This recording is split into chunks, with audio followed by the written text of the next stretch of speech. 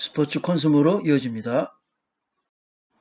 이번에는 팬 유형, 팬 카테고리, 그러니까 경기장을 참석하는 동기와 충성도에 대한 분류로서 이 스미스 앤 스튜어트란 그리고 이 학자 그리고 웨스터 빅이 바로 이 부분을 만든 그런 표입니다. 여러분들 여기서 이 타입, 인센티브, 로얄티 이런 게 표시가 되어 있는데 팬의 유형 그리고 인센티브는 참석 동기입니다. 그리고 로얄티는 충성도입니다. 이렇게 했는데 이 뒷장에서 좀 더 자세히 나오겠지만 먼저 이 원본에 있는 용어를 한번 살펴보기 위해서 제가 원본을 갖다 놓아놨습니다. 아피시오나도 아주 열정적인 열혈 애호가들이겠죠. 티어터 고 영화 관람하는 정도. 그다음에 패셔니트 파티잔 열정적으로 하는 부류들. 그다음에 챔피언 챔프 팔로 챔프를 추종하는 사람들. 그다음에 루클리스브 이 파티잔 은둔형 이렇게 있고 인센티브는 퀄리티하고 퍼포먼스를 추구한다. 그 다음에 영화 이 관람용들은 엔터테인먼트, 엑사이먼트, 즐거움은 간다. 그 다음에 패셔니트 파티자는 어떤 동질화, 팀과 동질화를 여긴다. 그 다음에 챔프 팔로는 이기는 팀을 중시한다. 그 다음에 레클루시브 파티자는 이 팀과 또 자기하고 일치성, 동일화 개념을 추구한다. 그 다음에 로열티 부분의 충성도는 아피셔나도는 게임의 충성도가 있고 또 이 모더리트 고는 이 로열티는 그 팀 로열티가 이제 보통 중간 정도 되는 정도입니다. 그다음에 이 스트롱 팀 로열티는 이제 강한 거고, 그다음에 챔프 팔로우는 이 성공, 말하자면 승리 했을 때 이 로열티가 변동이 심하고, 그다음에 은둔형 이 부류도 로열티는 팀에 굉장히 강하지만은 참석은 거의 안 하는 이런 쪽인데 이 부분을 뒷장에 자세히 살펴보도록 하겠습니다.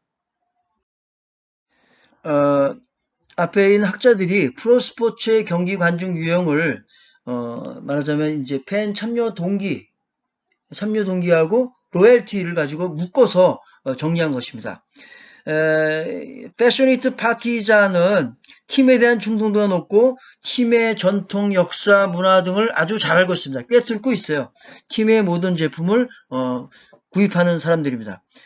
말하자면 무슨 이 아스날이다 그러면 아스날의 설립연도서부터 거기에 이 역사적인 인물들에 대한 걸 꿰차고 있는 사람들입니다. 또 챔피언 추종형은 지지하는 팀의 승리하고 경기에만 관심이 있습니다. 그러니까 충성도는 승리에 따라서 달라집니다. 그리고 열성적인 팬처럼 그렇게 맹목적인 것은 아닙니다. 역시 승리하고 이 충성도가 거기 달려 있는 거죠. 은둔형은 지지하는 팀의 경기에 관심을 가지는데 경기장 방문은 보통 수준, 별로 안 한다는 얘기죠. 그리고 팀에 대한 높은 충성도는 있습니다. 그 다음에 티어터 고라고 해서 극장 관객형인데 극장을 가는 것처럼 오락적 요소를 추가합니다. 그래서 편안하고 즐겁고 경기 결과에 대해서 특별히 추구하는 게 확실하지 않습니다. 그런데 재미나 즐거움이 없으면은 흥분거리가 없으면 팀을 떠납니다. 팀 관계 없어요. 그래서 팀에 대한 충성도는 보통 좀 낮다고 볼 수 있겠죠. 그다음에 아피시오나도 이 마니아 형들은 이 경기나 훈련에 대한 애착이 강하고 경기장을 아주 자주 찾아요. 밥 먹고 그냥 이 시간만 나면 거기 가는 거예요. 그리고 훌륭한 경기력, 정교한 기술, 미적 즐거움도 추가합니다. 그리고 이 경기 그 결과보다는 경기 자체를 중시합니다. 그러니까 경기에 대한 충성도가 높죠. 객관적이기도 하면서 평가를 하는 그러한 프로 스포츠를 자주 즐기는 사람들의 관중 유형이라고 할 수 있겠습니다. 여러분들 팬 관여 사다리 팬 인발브먼트 레더 이 자료는 제가 여러분들에게 이 온라인 공지사항에도 얘기했듯이 꼭 프린트물을 옆에다 놓고 보시기 바랍니다. 레인 코틀러 쉴즈가 이 The Elusive Fan이라는 그 책에서 이 스포츠 팬에 관한 부분을 잘 정리한 부분이다. 팬 관여 사다리 유의미를 같이 보십시오. 스포츠 프로퍼티, 여기서 프로퍼티라는 건 구단이라든지 이 재산을 갖고 있는 이용 가치 있는 마케팅 요소를 가지고 있는 조직을 프로퍼티라고 합니다. 최종적으로는 스포츠 상품을 팔아야 살 수가 있다. 그런데 이들은 충성도를 보이지 않으면 안 된다는 얘기죠. 그래서 팬 충성도와 관여를 깊게 하는 것이 스포츠 의사 결정자들의 가장 중요한 임무가 되었다.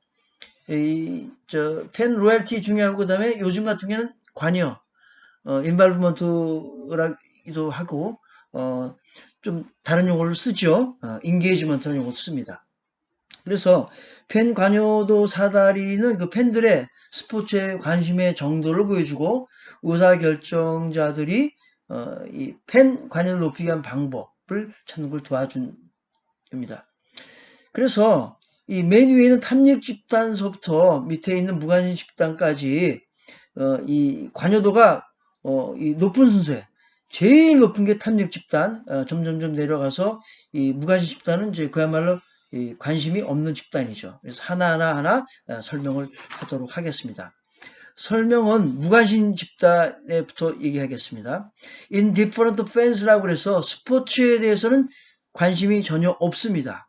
그런데 이들을 관심이 없다고 포기하면 안 되는 것이죠. 생산적이지 못하죠. 이들도 관심이 없지만은 잠재적인 소비자입니다. 근데 그들은 관심은 있지만 연결고리가 없어요. 그리고 지속적이지도 않고 측정 가능하지도 않아요. 그렇지만 적대적이지도 않아요. 스포츠에 대해서 그저 무관심할 뿐입니다. 충성도가 형성되지 않은 단계이기 때문에 스포츠 이 산업에 대해서 구미가 당기게 하는 집단, 끌어들일 수 있는 가능성이 있는 시장이라 할 수 있겠죠. 두 번째는 아이볼스, 그래서 관심자 집단입니다. 스포츠에 이 돈을 안 쓰는 집단이에요. 그리고 가장 이 많은 그 수익 스포츠 소비자들이 이 여겨지는 이런 집단이에요. 왜냐? 이들을 잘 공략을 하면은 이 많은 이익을 낼 수 있다고 보여지기 때문입니다. 그러니까 관찰자 집단과 이 관계는 미디어를 통한 그 스포츠 경험이 바로 거기에 의해서 지배됩니다. 그러니까 이들은 스포츠장에서 가장 수익이 높은 분야인데 돈도 안 쓰는데 왜 그러냐? 이거는 이 시청률을 높이는데 경기장을 안 가지만 텔레비전을 본다는 것이죠. 그래서 굉장히 시청률 높이는 구성원들입니다. 그래서 무시할 수 없는 집단입니다. 세 번째는 월릿, 지갑이죠. 실구매 집단이라고 해서 스포츠 경험을 위해서는 비용을 지불할 수 있는 의향이 있는 집단입니다. 경기장을 찾고 스포츠 팬들 중에서 가장 많이 추구되는 집단인데 스포츠 산업에서 가장 중요시되는 집단입니다. 그래서 이들에게는 이제 돈과 헌신을 이제 받고 대가로 여기에 대한 관심, 해방감, 만족감을 이들에게 제공을 해야 되겠죠. 그래서 직접적인 스포츠 소비뿐만 아니라 엔터테인먼트 전반에 관해서 이 돈을 많이 쓰는 집단이고 경향이 있기 때문에 이들이 굉장히 중요시 여겨집니다. 그 다음에 수집가 집단, 컬렉터스라고 번역을 했는데 스포츠와 관련된 상품을 구입할 의향이 높은 수집가 집단입니다. 뭐 자동차 수입가나 이 기념품 수입가, 미술 수입가 마찬가지로 여기에 많은 돈을 들이죠. 이 과시하고자 하는 욕구도 있고 그런 심리가 있는 것을 잘 부추겨서 여기서 이익을 낼 수 있는 집단입니다. 또 이들은 서로들 이 끼리끼리 모이죠. 이 말하자면 수집을 함으로써 팬들의 이 성향이 같은 그런 집단끼리 모여서 소통할 수 있는 그런 집단들입니다. 그 다음에 attachers라고 해서 상호작용하는 집단인데 이들은 이제 말하자면 이 팀 또는 스포츠 스타들과 소통도 하고 인사말도 나누고 거기서 상호작용 경험을 얻는 집단입니다. 어느 정도 스타들하고 관련이 있고 소통하기 원하는 이 좀 팬클럽에 들어간다던가 이런 팀들이죠. 이런 사람들이죠. 그 뉴미디어 발달로 이런 그 팬클럽이 아주 강화됐고 요즘은 온라인 채팅이라든지 블로그 게시판을 통해서 이 비교적 저비용으로도 이 수용할 수 있는 것을 이제 알고서 참여하는 이런 집단입니다. 옛날에 뉴미디어가 없었을 때는 상상할 수 없었던 그런 수준의 욕망을 이 뉴미디어를 통해서 만들어낼 수 있는 그런 집단들입니다. 또 내부 집단이라고 해서 인사이드라 쓰고 되어 있는데 스포츠 내부에 이제 이미 들어가 있어서 진입하고 참여하는 사람들입니다. 이들은 헌신도가 상당히 높죠. 그래서 거의 내부 집단이라고 할 수 있는데 코트사이드 좌석 어마어마한 비용으로 비용을 내고 거기서 구입하고 입장권을 구입하고 같이 옆에서 스타들하고 옆에서 있으면서 얘기도 하고 얘기도 나누고 그런 집단들입니다. 그러니까 특별석 주요 관계자들과 친분도 갖고 또 스페셜 이벤트에 초대받는 이런 행위로서 보상을 받습니다. 또 뭐 스포츠 산업에 종사하는 사람들도 여기에 많이 들어가 있습니다. 그리고 탐닉 집단이라고 인스네어드라고 되어 있는데 팬 관여 사다리 최상층에 해당하고 내부 집단과는 달리 이 본인 스스로 이 스포츠와 바로 동일시하는 모습을 보여줍니다. 이들은 좀 관계를 잘 정립하면은 굉장한 지지를 얻어서 이 도네이션도 하고 할 수 있는 수익성이 높은 집단이죠. 그래서 바로 프로그램 이 자산이기도 하고 동시에 문제가 되는 이 그룹이기도 합니다. 훌리건들이 있으면 너무 열정적이다 보니까 사고도 치죠. 그래서 깊은 친밀감을 추구하는 탐닉 집단 이런 것들은 대중문화 전반에 존재하고 있습니다. 그래서 팬 관여 사다리 그래서 스포츠 의사 결정하는 이 곳에 종사하는 여러분들이 만약에 스포츠 마케팅에 종사하고 하게 된다면은 이러한 이 팀들 그룹핑을 잘 해서 이들을 잘 성향 분석을 해서 이들에게 맞는 이 마케팅 요소를 공략해야 되겠죠. 팬덤 문화입니다. 팬덤 문화 스포츠를 이 대중문화로 이끌어지는데 지대한 영향을 미치고 있는 팬덤 문화입니다. 팬덤이라는 것은 퍼네틱 이 광신자라는 거에다 돔이라는 이런 전미사 같은 거죠. 말하자면 이제 이걸 붙여서 영지 또는 나라고 하는 돔을 붙여서 라틴어 프라티쿠스 그러니까 교회에 있거나 헌신적인 봉사자나 열성가 또는 집합적 관념 또는 한 사회 습성이나 기질 따위를 표현하는 약간 이 경멸적인 표현이죠. 또 팬의 의미는 이 스포츠나 상업적 오락에 대해서 열성적인 사람을 지칭한다고 젠킨스는 얘기하고 있습니다. 이 팬덤에 대한 문화를 좀 살펴보면은 19세기 후반 이후 대중매체가 발달하면서 스포츠가 미디어 스포츠로 바뀌면서 팬이란 단어 사용을 시작했습니다. 그러니까 먼저 사용을 하게 된 거죠. 팬덤은 좁게는 팬 의식을 의미하기도 하고 포괄적으로는 팬이라는 현상과 팬으로서의 의식을 지칭하는 개념으로 사용합니다. 국내에서는 1980년도 중반 이후에 연예계를 중심으로 시작했는데 프로스포츠 구단과 스포츠 선수들에게까지 퍼졌습니다. 뚜렷한 대중문화 현상이라고 할 수 있겠습니다. 팬덤의 구성 요인, 즉 스포츠 팬의 동기 요인이 뭔지 이 완이 정의한 8가지 요소입니다. 동기 요인은 집단과 집단 소속감, 그룹 어필리에이션, 가족의 친밀성, 위신, 경제성, 어떤 자국, 그다음에 도피, 오락 이런 이 스포츠 팬이 되는 동기는 여러 가지 요소들이 있습니다. 이게 하나 있을 수도 있고 여러 개 있을 수도 있고 또 어떤 중심 요소 한두 개 있을 수도 있습니다. 집단 소속감은 그룹 어필리에이션이라고 해서 다른 사람들과 같이 시간을 보낼 수 있는 기회를 제공한다는 것이죠. 지난번에 우리가 봤던 이 슈퍼볼의 경우에도 친구들이랑 같이 어울려서 보는 게 바로 그 집단 소속감이지 않겠습니까? 두 번째는 패밀리, 가족인데, 무엇보다도 이 가장 가까운 게 가족이죠. 가족 구성원과 시간을 보낼 수 있는 어떤 기회를 제공하는 공동적인 것이라는 얘기죠. 뭐 가족들이 함께 즐길 수 있는, 좀 거부감 없이 볼 수 있는 가족이라는 거죠. 거기다가 자기가 좋아하는 팀들이 같다면은 정말 하나가 될 수 있는 가족애를 여기서 이 동기요인으로 들 수가 있겠죠. 그 다음에 에스테릭이라고 해서 심미성입니다. 스포츠는 사실 아름답습니다. 인간이 표현할 수 있는, 육체로 표현할 수 있는 그런 미적 이 아름다움과 기쁨을 즐기는 것이죠. 그 다음에 셀프 에스팀, 그래서 위신인데 그 자신을 좀 더 훌륭하게 느낄 수 있는 기회를 제공할 수 있습니다. 그리고 이 경제성인데 스포츠 도박을 하는 사람들이 종종 이 잠재적인 경제적인 이익을 향유하려고 합니다. 도박을 합니다. 경륜, 경마, 뭐 배팅, 뭐 이런 것들 있죠. 이 경제성을 이라고 표현을 하고 있습니다.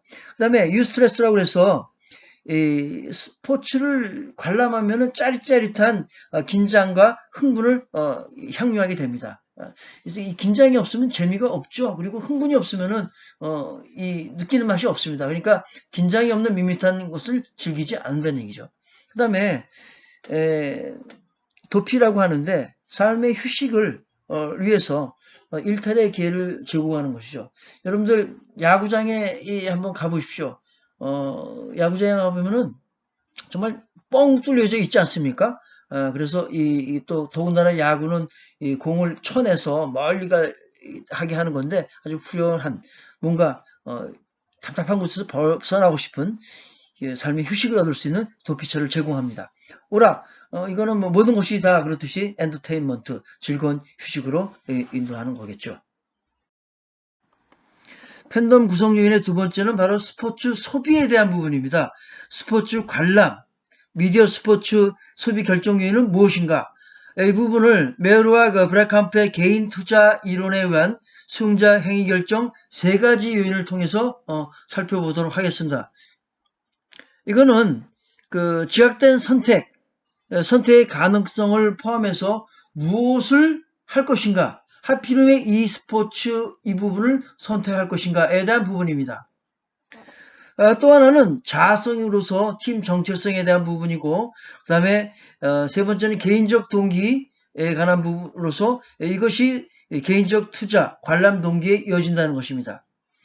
지각된 선택에 관한 부분은 스포츠 관람이나 미디어 스포츠 소비가 다른 다양한 여러 가지 여가 활동 중에서 하필이면 이 스포츠에, 그리고 바로 이 스포츠에 투자를 했느냐 하는 부분이죠. 그러니까 선택적 비용도 굉장히 중요한 부분입니다. 그 지리도 중요하겠고, 시설도 중요하겠고, 또 경기의 수준도 고려해야 되겠고, 또 자기가 좋아하는 스포츠이기도 하겠죠. 두 번째, 팀 자아성의 이 정체성에 해당하는 자아성은 선수 또는 팀과 자일치하느냐, 정체성에 관한 부분입니다. 개인적인 투자, 관람 동기에 이어지는 바로 그 부분이겠죠. 개인적 동기는 과업, 에고, 사회성, 보상, 이 여러 가지 요소들이 여기 개인적 동기에 들어가 있는데, 과업은 바로 스포츠에 대해서 갖는 개인적인 즐거움입니다. 그리고 에고는 이 스포츠 선택을 하고 보고 하는 거에 대한 부분, 소비에게 대한 부분이 어떤 자신의 우월성을 나타내느냐. 그 다음에 사회적 동기, 말하자면 이 사람 간의 관계에서 이 스포츠를 통해서 얻게 되는 즐거움. 말하자면 이 사회적 어떤 선택이 있었죠. 그리고 보상, 스포츠 관람이나 시청에 참여함으로써 얻는 직접적인 혜택입니다. 말하자면 무료 관람일에 간다든지, 또 신규 경기장 오픈할 때 간다든지, 대규모 이벤트 할 때 간다든지, 이럴 때 어떤 보상이 따를 때 개인적인 동기가 이루어질 수 있습니다. 이 부분은 바로 개인적인 투자, 즉 결국은 왜 이 스포츠를 선택했느냐 하는 소비 결정 요인에 이 세 가지가 들어간다고 할 수 있겠습니다. 스포츠 팬덤에 대한 비판입니다. 스포츠 팬덤은 하나의 사회 제도로 설명되어집니다. 따라서 스포츠 팬덤이 사회의 여러 방면에 기여하고 있고 또 다양한 기능을 제공하고는 있지만 다양한 비판적 관점이 또한 존재합니다. 완이 잘 정리해 놓은 여러 가지의 비판적 관점에 대해서 스포츠 팬덤과 관람에 대한 비판적 입장을 표를 통해서 보도록 하겠습니다. 갈등 이론 입장에서 보면은 관람 스포츠를 그 사회 지배층의 이익 유지 및 강화의 수단으로 인식하고 있다. 또 페미니즘 입장에서 보면은 관람 스포츠를 젠더 질서와 남성 헤게모니의 고착화의 제도로서 또 인식하고 있습니다. 문화 엘리트주의의 경우에 보면은 스포츠 팬덤을 대중문학의 피상적인 측면, 저속적인 것, 야만적인 것, 비교양적인 형태로 인식하고 있습니다. 말하자면 스포츠의 비문화적인 요소를 많이 들먹이는 것 같습니다. 도덕주의는 텔레비전 프로그램이라던가 영화, 대중음악 그리고 관람 스포츠가 도덕 사회를 타락시키는 것으로 인식하고 있습니다. 말하자면 고상하지 않은 스포츠의 비도덕적인 측면이나 저속한 측면을 또 얘기하고 있는 것 같습니다. 휴머니즘 측면에서 보면은 스포츠 관람은 수동적 행위이기에 인간을 심약하게 하는 것으로 인식하고 있습니다. 말하자면 스포츠 팬덤과 관람에 대한 비판적 입장은 전반적으로 스포츠 팬덤에 대한 비판을 정리하고 있습니다. 다음 시간에 스포츠 팬덤 문화에 대해서 나머지 부분을 같이 공부하도록 하겠습니다. 수고하셨습니다.